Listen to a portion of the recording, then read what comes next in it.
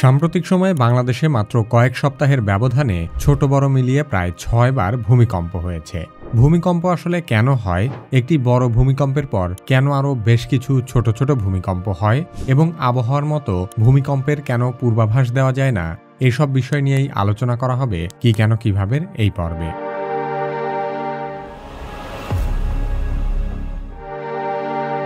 ভূমিকম্প আসলে পৃথিবীর ভেতরের অস্থিরতা বাইরে প্রকাশ পাওয়ার একটি স্বাভাবিক ঘটনা। পৃথিবীর ভূপৃষ্ঠ শক্ত, স্থির ও একটানা বিস্তৃত মনে হলেও এর ভেতরে সবসময়ই নড়াচড়া চলতে থাকে।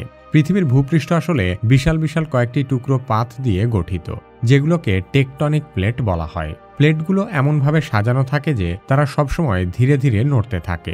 এসব প্লেট বছরে মাত্র কয়েক সেন্টিমিটারের মতো জায়গা পরিবর্তন করে। এই প্লেটগুলো যখন নিজেদের মতো চলতে থাকে তখন কখনো সামনে থাকা অন্য প্লেটের সঙ্গে ধাক্কা খায়, কখনো পাশাপাশি ঘষা খায়, আবার কখনো এক প্লেট আরেকটার নিচে ঢুকে যেতে চায়। প্লেটগুলো যেখানে আটকে থাকে সেখানে ধীরে ধীরে চাপ জমা হয়, কিন্তু মাটির উপর থেকে আমরা কিছুই বুঝতে পারি না। হঠাৎ একদিন সেই চাপের বাঁধ ভেঙে গিয়ে ভেতরের শক্তি একসঙ্গে বেরিয়ে এসে মাটিকে ঝাঁকুনি দেয়। গভীর যে জায়গা থেকে এই কম্পন শুরু হয় সেটাকে বলা হয় ফোকাস। আর ফোকাসের ঠিক উপরের জায়গায় যেখানে সবচেয়ে বেশি কাঁপুনি লাগে সেই জায়গাকে বলা হয় এপিসেন্টার। পৃথিবীর অনেক জায়গায় ফল্ট লাইন বা ভূগর্ভের ফাটলের মতো অঞ্চল আছে, সেখানে প্লেটগুলো বেশি চাপের মধ্যে থাকে। তাই এইসব অঞ্চলে ভূমিকম্প তুলনামূলক বেশি ঘটে। কখনো কখনো আগ্নেয়গিরির নিচে গলিত পাথর বা ম্যাগমা নড়াচড়া করলেও ছোটখাটো ভূমিকম্প হয়। এগুলো সাধারণত বড় হয় না, কিন্তু আগ্নেয়গিরির অগ্ন্যুৎপাতের আগে ভূমিকম্প বাড়তে দেখা যায়। ভূমিকম্প থেমে গেলে আমরা মনে করি সমস্ত বিপদ হয়তো শেষ হয়ে গেছে, কিন্তু ভূমিকম্প থামার পরও আসলে পৃথিবী পুরোপুরি শান্ত হয় না। বড় ভূমিকম্পের পর ভূপৃষ্ঠের ভেতরে যে বিশাল চাপ তৈরি হয়েছিল সেটি একেবারে পুরোপুরি শেষ হয়ে যায় না, কারণ ভূপৃষ্ঠের বড় ধাক্কার পর ছোট ছোট আরও বেশ কিছু ফাটলে তখনও শক্তি জমে থাকে। সেই ছোট ছোট ফাটলগুলো যখন চাপ বা শক্তি নির্গত করতে থাকে তখনই ছোট ছোট কম্পনগুলো হয়ে থাকে। সে কারণে বড় কোনো ভূমিকম্পের পরে ঘটা এসব ছোট ছোট কম্পনগুলোকে আফটার শক বলা হয়। মূল ভূমিকম্পের সময় প্লেটগুলো যেদিকে সরে বা ভেঙে গিয়েছিল সেই জায়গাটা তখনও অস্থির থাকে। চারপাশের মাটি আর পাথর নিজেদের নতুন ভারসাম্য খুঁজতে থাকে। কোথাও চির ঠিক হয়, আবার কোথাও নতুন করে চাপ পড়ে, সেই সাথে কোথাও আবার পাথর সরেও যায়। এই অস্থিরতার প্রতিটি ছোট ছোট নড়াচড়াই ছোটখাটো ভূমিকম্প তৈরি করে। এগুলো সাধারণত তীব্রতায় কম হয়, কিন্তু কখনো কখনো আবার আফটার শক থেকেও বেশ বড়সড় শক্তিশালী ভূমিকম্প হতে পারে। বড় কোনো ভূমিকম্পের পর আফটার শক মিনিট খানেক পরেও হতে পারে, আবার কয়েক ঘন্টা, কয়েক দিন, এমনকি কয়েক সপ্তাহ পরেও দেখা দিতে পারে। যত বড় ভূমিকম্প হয় তত দীর্ঘ সময় ধরে আফটার শক চলতে থাকে। শুরুতে এগুলোর সংখ্যা বেশি থাকে, তবে ধীরে ধীরে আফটার শকের সংখ্যা কমে আসে। তাই বড় কোনো ভূমিকম্পের পর মানুষকে সতর্ক থাকতে বলা হয়, কারণ মূল কম্পন চলে গেলেও পৃথিবী তখনও নিজের ভারসাম্যে ফেরার চেষ্টা করে, আর সেই চেষ্টার ফলেই ক্রমাগত ঘটে আফটার শক। ভূমিকম্পের শক্তি বা মাত্রা মাপার একটি পদ্ধতি হলো রিক্টার স্কেল। সহজভাবে বললে ভূমিকম্প কতটা শক্তিশালী ছিল, ভূমিকম্পে কতটা শক্তি মুক্ত হয়েছে সেই বিষয়টা সংখ্যার মাধ্যমে জানানোর জন্যই এই রিক্টার স্কেল ব্যবহার করা হয়। রিক্টার স্কেল তৈরি করেছিলেন দুইজন আমেরিকান ভূকম্পবিদ। একজন হলেন চার্লস রিক্টার ও আরেকজন বেনো গুটেনবার্গ। এই স্কেলে ভূমিকম্পের শক্তির সংখ্যায় প্রকাশ করা হয়। সাধারণত 1.0 থেকে 9 এর বেশি পর্যন্ত এই মাত্রা হতে পারে। সংখ্যা যত বাড়ে ভূমিকম্পের শক্তিও তত বাড়ে। এখানে একটি গুরুত্বপূর্ণ বিষয় হলো রিক্টার স্কেল লগারিদমিক, অর্থাৎ মাত্রা 1 বেড়ে যাওয়া মানে শক্তি একটু বাড়া নয়, বরং প্রায় 32 গুণ বেশি বেড়ে যাওয়া। তাই 6 মাত্রার ভূমিকম্প 5 মাত্রার ভূমিকম্পের তুলনায় অনেক বেশি শক্তিশালী এবং ক্ষতিকর হয়ে থাকে। ভূমিকম্প মাপার কাজটা করা হয় সিসমোগ্রাফ নামের বিশেষ যন্ত্র দিয়ে। যন্ত্রটি মাটির কাঁপুনি রেকর্ড করে, আর সেই ডেটা থেকে হিসেব করে বের করা হয় ভূমিকম্পের মাত্রা। বর্তমান সময়ের উন্নত প্রযুক্তির মাধ্যমে আমরা আবহাওয়ার পূর্বাভাস জানতে পারি, কিন্তু দুর্ভাগ্যজনক বিষয় হলো ভূমিকম্পের কোনো পূর্বাভাস জানা সম্ভব হয় না।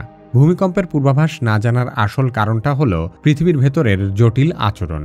বাইরে থেকে আমরা পৃথিবীকে শান্ত দেখি, কিন্তু ভূপৃষ্ঠের কয়েক কিলোমিটার নিচে সবসময় চলছে টান, ঠেলাঠেলি আর চাপের লুকোনো লড়াই। বিজ্ঞানীরা জানেন কোন কোন জায়গায় ভূমিকম্প হওয়ার ঝুঁকি বেশি, কিন্তু কখন সেই চাপ হঠাৎ ভেঙে বেরিয়ে আসবে এটা সঠিকভাবে বলা প্রায় অসম্ভব। ভূপৃষ্ঠের নিচের পাথরগুলো কী অবস্থায় আছে, ঠিক কতটা চাপ জমেছে, কোথায় চির ধরা শুরু হয়েছে, এইসব কিছুই আমরা সরাসরি দেখতে পাই না। পৃথিবীর গভীরে বিস্তৃত এলাকা জুড়ে যন্ত্র বসানোও খুব কঠিন। সামান্য একটি পাথর সরে গেলেও তা প্রবল ভূমিকম্প ডেকে আনতে পারে। আবার অনেক সময় বড় চাপ জমলেও বছরের পর বছর ধরে কোনো কিছু নাও ঘটতে পারে। এই অনিশ্চয়তার কারণেই নির্দিষ্ট সময়, তারিখ বা মুহূর্ত বলে ভূমিকম্পের পূর্বাভাস দেওয়া যায় না। বিজ্ঞানীরা সিসমোগ্রাফ, জিপিএস, স্যাটেলাইট, ভূগর্ভের শব্দ বিশ্লেষণ সবকিছু ব্যবহার করেও শুধু একটা ব্যাপারেই নিশ্চিতভাবে বলতে পারেন, আর তা হলো কোন এলাকাগুলোতে ভূমিকম্পের ঝুঁকি বেশি।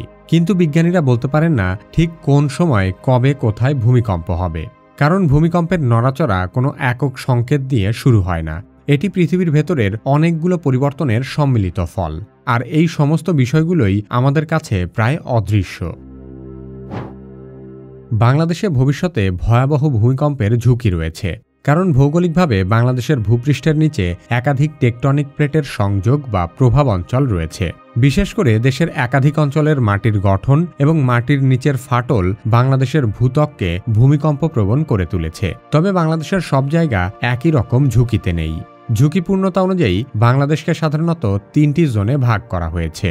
বাংলাদেশ মূলত ইন্ডিয়ান প্লেট, ইউরেশিয়ান প্লেট এবং বার্মা মাইক্রোপ্লেটের মধ্যবর্তী এলাকায় বসে আছে। ভারতীয় প্লেট দক্ষিণ দিক থেকে ধীরে ধীরে উত্তরের দিকে আগাচ্ছে। এই অগ্রসর হওয়া কখনোই থামছে না। প্রতিবছর এই প্লেট কয়েক সেন্টিমিটার করে উত্তরের দিকে ঠেলে দিচ্ছে। এই ধাক্কার সরাসরি প্রভাবেই সিলেট, ময়মনসিংহ, চট্টগ্রাম অঞ্চলে ভূপৃষ্ঠের নিচে অস্থিরতা তৈরি হচ্ছে। বাংলাদেশের পূর্ব দিকটায় আছে বার্মা মাইক্রোপ্লেট। এটি একটি ছোট কিন্তু অত্যন্ত সক্রিয় টেকটনিক অঞ্চল। এই প্লেটটি পশ্চিম দিকে চাপ দিচ্ছে, আর ভারতীয় প্লেট ঠিক বিপরীত দিক থেকে পূর্ব দিকে ঠেলে দিচ্ছে। দুই দিকের এই টানাপোড়েনের মাঝখানে পড়েছে চট্টগ্রাম, কক্সবাজার, বান্দরবান এবং পার্বত্য অঞ্চলের অন্যান্য এলাকা। এখানেই রয়েছে কুখ্যাত মেগাথ্রাস্ট ধরনের ভূগর্ভস্থ ফাটল, যেগুলোতে বড় ভূমিকম্প হওয়ার সম্ভাবনা বিজ্ঞানীরা বহুদিন ধরেই উল্লেখ করে আসছেন। বাংলাদেশের উত্তর অংশটিও ইউরেশিয়ান প্লেটের সাথে গিয়ে মিশেছে। ভারতীয় প্লেট উত্তর দিকে যত আগাচ্ছে, এই ইউরেশিয়ান প্লেটও ততই মাটির নিচে ঢুকে যাচ্ছে। এই সাবডাকশন বা নিচে ঢুকে যাওয়ার প্রক্রিয়ায় প্রচণ্ড চাপ জমা হয়। ফলে উত্তরবঙ্গ ও সিলেট অঞ্চলেও ভূমিকম্পের ঝুঁকি রয়েছে। সহজ করে বলতে গেলে বাংলাদেশের নিচে 3 দিক থেকে 3টি আলাদা আলাদা টেকটনিক শক্তি ক্রমাগত চাপ দিয়ে যাচ্ছে। দক্ষিণ দিক থেকে ভারতীয় প্লেট ঠেলছে, পূর্ব দিক থেকে বার্মা প্লেট চাপ দিচ্ছে, আর উত্তর দিকে ইউরেশিয়ান প্লেটের ঠেলাঠেলির প্রভাব অনুভব হচ্ছে। এই 3 কোণা চাপের কারণে বাংলাদেশে যে কোনো সময় বড় ধরনের ভূমিকম্প দেখা দিতে পারে। ঢাকা সহ কয়েকটি বড় শহর নদী এবং বালিমাটির উপরে গড়ে উঠেছে। এমন মাটিতে ভূমিকম্প হলে কম্পন বেশি অনুভূত হয় এবং মাটি তরল হয়ে গেলে ভবন বেশি ক্ষতিগ্রস্ত হয়। বিশেষজ্ঞরা এই কারণেই ঢাকাকে অত্যন্ত ঝুঁকিপূর্ণ বলেও মনে করছেন। ভূমিকম্পের সাথে ওতপ্রোতভাবে জড়িত পৃথিবীর আরেকটি ভৌগোলিক প্রক্রিয়া হল আগ্নেয়গিরি। আগ্নেয়গিরিতে কিভাবে অগ্ন্যুৎপাত ঘটে সে সম্পর্কে জানতে চাইলে কি কেন কিভাবে এই ভিডিওটি দেখতে পারেন। আপনি যদি কি কেন কিভাবের মতো কন্টেন্ট তৈরি করতে চান, তাহলে আপনাকে অবশ্যই আগে সেরা কন্টেন্ট লেখা শিখতে হবে। কন্টেন্ট রাইটিং শিখতে চাইলে কি কেন কিভাবে একাডেমির কন্টেন্ট রাইটিং কৌশল কোর্সে ভর্তি হতে পারেন। কোর্সের লিংক ভিডিও ডেসক্রিপশন ও পিন কমেন্টে দেওয়া আছে।